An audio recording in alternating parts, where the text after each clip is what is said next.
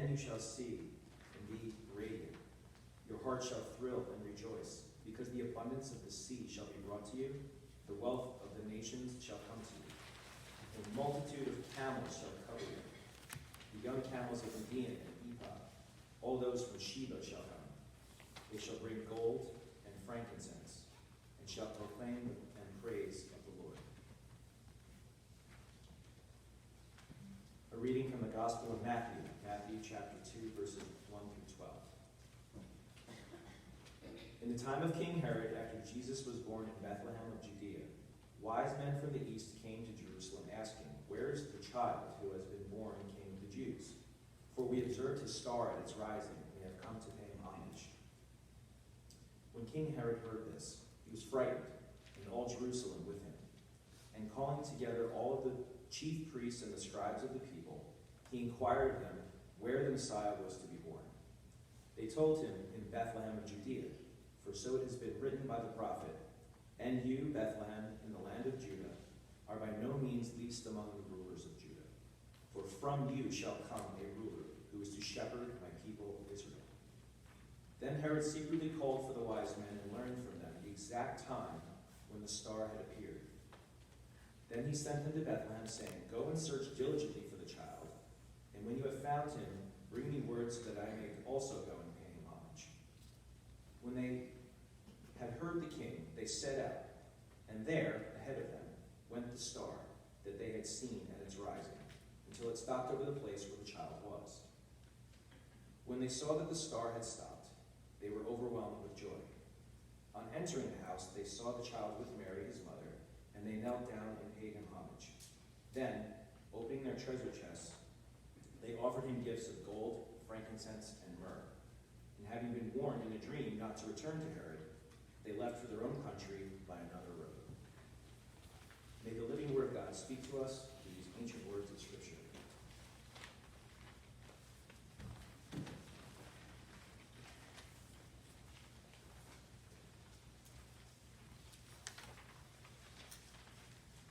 Let us pray. May the words of my mouth and the meditations of each heart here be acceptable in your sight, O God. Amen. It's an old joke to start a new year, but here goes. 3 wise men walk into a barn and see Joseph and Mary and Jesus. And Joseph asks why they are disturbing them. His wife has just given birth and needed rest. The first wise man said, "I have brought gold for the child." So Joseph thanked him, but said, "Please leave." Then the second wise man said, "But I have brought frankincense for the child." Again, Joseph thanked him, but he was getting annoyed that they were interrupting a special moment with him and his wife and their newborn child. Then he forcefully asked them to leave when the third wise man said, "But wait, there's myrrh." I said it was... But I'm bummed, right? Oh, my goodness. I don't know if that little exchange actually took place. I kind of doubt it. But I can imagine the scene. The wise men were tired. They were relieved to finally be in the right place. They were happier than they knew how to express to be away from King Herod the Great and his prying questions and fake smiles. And most of all, his murderous intent. The Magi knew the stories about him and were glad to have escaped with only a warning to come back and tell him where the child was so that he too could worship them. That has a very ominous ring to it. Considering that they had not asked permission to enter Judea, they were delighted to have been let off so lightly. Their mission was not over yet. They hoped, for the sake of the small family in front of them, that no spies had been sent to follow them. They had been careful, but when you have a retinue of servants and pack animals, including a few camels, you usually draw a few stares. Still, they had made it. They unpacked their gifts, they entered the dwelling where they presented them, gold and frankincense and myrrh, precious every one, each packed with meaning, gifts for a king, to wear, to be anointed, to be perfumed, to be used for ceremonies, to honor the child, to honor the new king, who, as they looked at him and his family, poor and unassuming, didn't look like unlike any king they had ever seen before. But that did not stop them. They were in the right place. It had been a very long journey. Perhaps at times they thought they would never get there. Perhaps they had heard the doubts of those who had called them crazy for going at all. Still, they hung on to what they knew and their hope. And most of all, they kept their eyes focused on their guiding star. The three wise men, the Magi, we really don't know much about them. We don't even know how many of them there actually were. We assume there were three because there are three named gifts, but there could have been a lot more. We don't know when they arrived. Was it right after the shepherds left? Was it while the shepherds were still there? Or was it, as most scholars think, much later, when Jesus was about 2 or 3 years old? By then, one would have hoped that Mary and Joseph and Jesus had moved out of that stable and were living in an actual home somewhere in Bethlehem. Maybe, fearing scandal that they had faced when they had left home to go to Bethlehem in the first place, Joseph and Mary had decided to stay for a while. And that is where the Magi found them. But we just don't know. What we do know is that the Magi were learned scholars who studied the heavens, believing that the stars revealed that which humans could understand only if they learned how. They studied ancient prophecies and clearly knew the words of the prophets. From the book of Numbers, a star shall come out of Jacob, a scepter shall rise out of Israel. And from the prophet Micah, but you, Bethlehem, though you are little, among the thousands of Judea, yet out of you shall come forth to me the one to be the ruler of Israel. There's even a mention in the book of Daniel about the timing of the coming of the Messiah regarding when it would occur after the rebuilding of Jerusalem. The rebuilding of Jerusalem, that was actually what the book of Isaiah was talking about that Rich read for us. All of this, they no doubt took into account, studying and pondering and calculating until they were convinced it was time to go. Now, tradition tells us many things. That they were astronomers and astrologers from the east, meaning Persia, that they were from Persia and Arabia and India, and possibly China and Ethiopia, that their names were Gaspar, Balthazar, and Melchior. But does it really matter?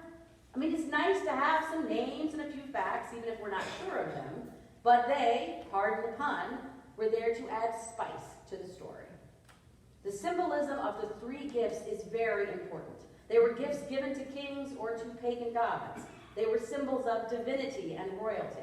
Now, we don't even know if they were really kings, but their presence there was indicative of something else. It gave the moment a gravity that it did not have before in the eyes of the world. Something was going on here out of the ordinary. Something huge was going on. A change had happened. One that had called forth the Magi from a distant land and had scared to death the old king in Jerusalem. This Jesus was being revealed in a more pronounced way than the angels announcing it to a few shepherds. That had happened at night, and only a few people had heard the angel song.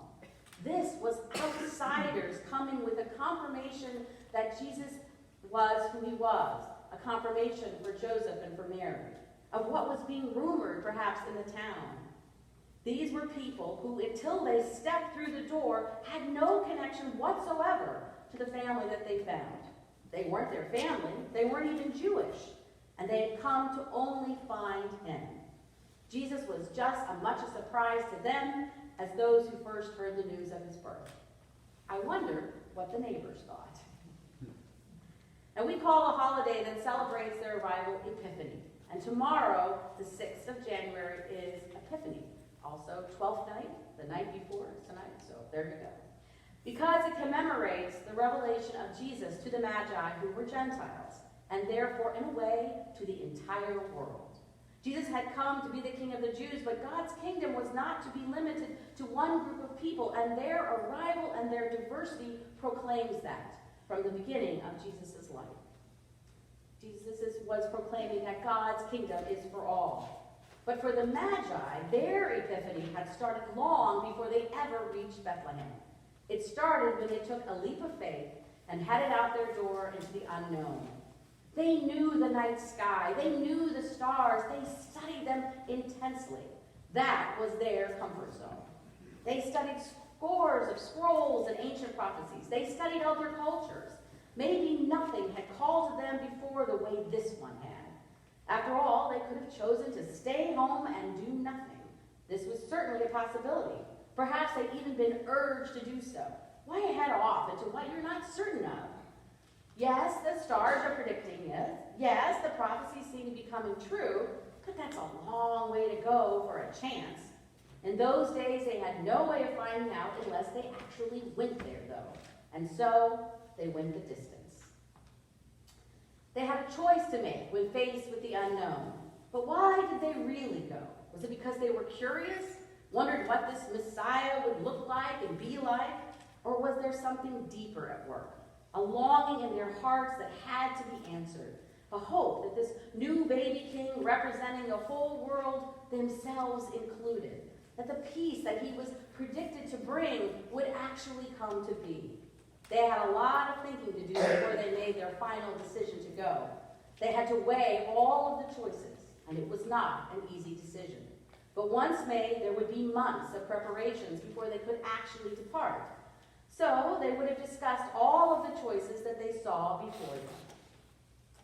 And we have all been there, looking at our choices and deciding the next course of action. What will our choice be? Will we sit on our hands and let others decide for us? Or will we let our fears keep us rooted in place? Will we be too afraid of where this journey into the unknown might lead and even start at all? We all have to face those fears. We all have to make those decisions, often more times than we want to. And the Magi had to weigh all of those things and more. You see, a trip across the desert to Judea was months, even years long. And some scholars think that it took 2 years for them to reach Jesus. There were towns to trade with along the way, but the trip was dangerous, with robbers and heat and shifting sands that would make you lose your bearings. And it required that you brought all your own food and water. Now, they were clearly wealthy if they could afford to bring all these provisions, if they could give the kind of gifts that they brought, because you don't just go to the corner store and pick out some gold and frankincense and myrrh to take with you. They wouldn't have set out without guards and servants and animals to hold all of their tents and provisions. They chose instead, though, to follow the star to where it might lead. They had great courage. They ventured into the unknown with only a star to guide them. What did they think they would find? A baby, a king, they knew, but that explains in a way, we're told, why they went first to Jerusalem. They weren't first to Herod's palace, because a palace would be where a king would be born, right? Not that palace, though, and not under that king already on the throne. So close, wise men, but so far. Bethlehem and Jerusalem are only about 6 miles apart from each other, but there's no palace in Bethlehem. And perhaps as they passed the sleepy little village on their way in, they thought, the prophecy must have gotten the location wrong. But when they got to Jerusalem, they found only Herod the Great, who wanted no part of this new king, no part of a baby that might supplant him. He was the king of the Jews, and even the Romans agreed to that as they let him rule. He was going to hold on to his power at any cost. And if Herod saw the star and wondered about it, he didn't understand its meaning or want to. You see, it was not part of Herod's plans. So the Magi kept going. Sometimes when we deal with the unknown, when we're putting new plans together, that's what we have to do. Keep going until it all falls into place. Just like the Magi. Because see, the Magi then found him. But not like any king they'd ever heard of or knew of or thought kings would be like. But still, they recognized what was in front of them and they bowed down. They showed respect. They gave their gifts to the child and his parents. It was their epiphany. It was their revelation. What they thought things would be like and how it was. Not how things they thought would be, but things that were being revealed in an unexpected way. They thought they knew what it would be like from knowing the scrolls and following the star, their God, their guide. But they had been guided to a new way of thinking, a new way of being, an unexpected way. a way that was both unexpected in some ways and what they exactly hoped to find, all at once. You know, I always kind of wondered, what did they talk about on their way back? On their way back to Persia after they were going that other way, so that Herod wouldn't know that they hadn't gone back to alert Herod that they were leaving, that they had found the child at all. Did they marvel that they found the child? Did they marvel at how poor his parents were? And what did this mean for how he would reign and tell the world what he was prophesied to tell? What did they tell the other magi when they finally got back, about probably 2 years later? Did the other magi wish that they had gone after all? What other revelations came from this experience for both of them? How did it change their lives? Excuse me, for all three of them. How did it change their lives? We'll never know. Because you see, we don't hear from them again. They disappear back into the pages of time just as they unexpectedly appeared. But the revelation of the coming of this child for them and for us was just beginning. And oh, the things they had to share. So what are our unknowns? The things that we are longing for? What are the things that have us frozen to the spot, afraid to move, yet wanting to go and find? Sometimes those choices that we have to make, they happen once in a blue moon. And other times they are decisions that we have to make every single day. Listening to those voices of longing, of discovery, of curiosity, they guide us to know ourselves better, to have a deeper relationship with God. They are part and parcel of living. And sometimes they are handed to us, especially now in this time of transition that we find ourselves. For we are collectively, all of us, in the unknown. Not sure what the next year or two will bring, but we are also on this journey together, and that is a huge bonus. We don't have to store up provisions or water. Okay, well, maybe a lot of chocolate. I'm just saying it, I'm putting it out there. But we do have each other to lean on through this, to listen, to learn, to discern, to see where these revelations will take us together. We have it together. And sometimes it helps for us to have a focus, a guide, even if we're not sure what it's telling us. So this year, in honor of Epiphany, I'm going to suggest that we try something that a lot of churches are doing. They are called star gifts. Nothing fancy, just some cut-out paper that's upside down, so you can't see what the words are. There are words on every single one of them, and there are over 200, and they're all different words, so nobody will get a repeat. So words that may mean something when we first pick them up and see them, or they may come to mean something for us later on. I ask that you not look for a certain word, just reach in and take the gift. Let it be your guide for the year ahead. In the same way that the Magi had a star to guide them, let this be your guide. Who knows? Who knows what God will reveal something or more through this word? At the end of worship, the stars will be in baskets in the front of the sanctuary and also in the narthex where Joan will be as well. And my suggestion is that you say a prayer and then you reach in and take a star. And look at it and put it away and think about it later. Use it as a spiritual discipline if you want. I know a lot of people and a lot of churches have tried this and love this practice, and while in the beginning, maybe they've been a little wary the first time, they have come to appreciate having this guide, having this way that God is nudging them a lot through the year. Put it up somewhere you can see it. Put it on your desk. Put it on a door. Some people do that. They didn't realize that they needed this guide, and we don't always realize the guides that we need. Think of it as a gift and see where it takes you.